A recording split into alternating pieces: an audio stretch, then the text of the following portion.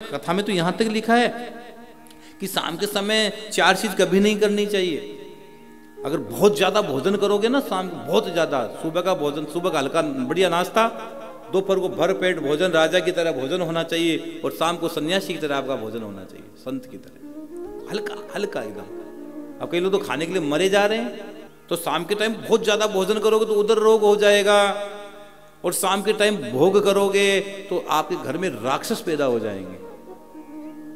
और कथा में यहां तक लिखा है कि अगर शाम के समय आप पढ़ोगे, बच्चे खुश, शाम के टाइम पढ़ोगे तो नेत्र के रोग हो जाएंगे। शाम को टाइम ज्यादा नहीं पढ़ना चाहिए, तो क्या करना चाहिए? शाम के टाइम खेलना चाहिए, खेलना चाहिए, खेलो, खूब खेलो।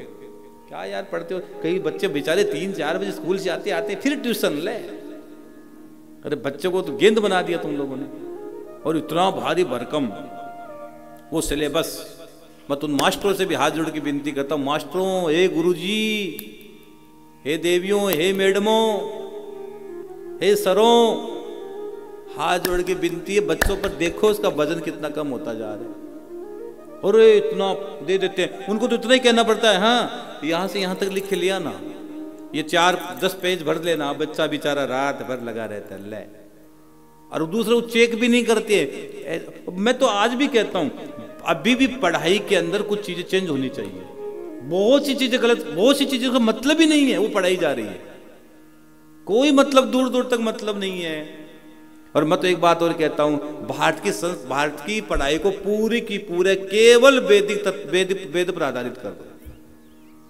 ये सब ये और हो रहा है, सब करने दो, लेकिन हर स्कूल में वेद विद्यालय होने चाहिए, हर जगह वेद विद्यालय खोलो, संस्कृत की पढ़ाई अनुवादी कर दो, हर जगह वेद विद्यालय होने चाहिए। और कोशिश करो आप अपने बच्चों को वेद विद्यालय भेजो, गुरुकुल में भेजो बच्चों को।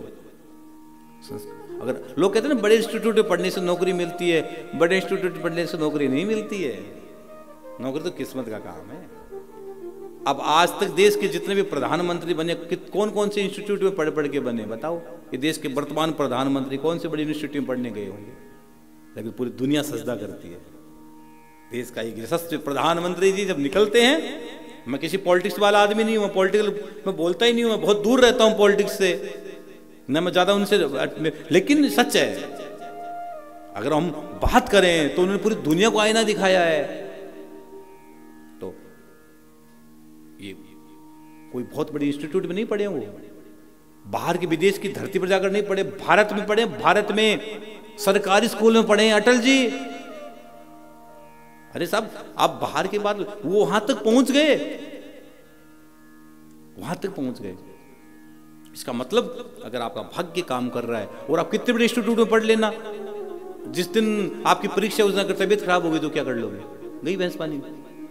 जिस दिन निकले परीक्षा देने, और उस दिन कोई रास्ते में गाड़ी से इधर उधर हो गए, टाइम निकल गया, गई भैंस पानी में। कर लो, पढ़ ले इंस्टीट्यूट में। ला, भाग्य बहुत जरूरी है, साथ किस्मत का साथ बहुत जरूरी है। तो बच्चों पढ़ो शाम के, लेकिन शाम को खेलने दिया करो बच्चों को, और शाम के टाइम पढ़ना भी नहीं चाहिए, कम पढ़ना चाहिए। लेकिन दीदी नहीं मानी तो कश्यप ऋषि ने कहा, सुनो देवी, तेरे घर में 2 पुत्र पैदा होंगे, 2 भयंकर राक्षस पैदा होंगे। वो रोने लगी, देव गलती हो गई, क्षमा करें। लेकिन उसकी मृत्यु किसके हाथ होगी? कि वो मृत्यु भगवान के हाथ होगी, वो वापस भगवान के द्वार पर आ जाएंगे।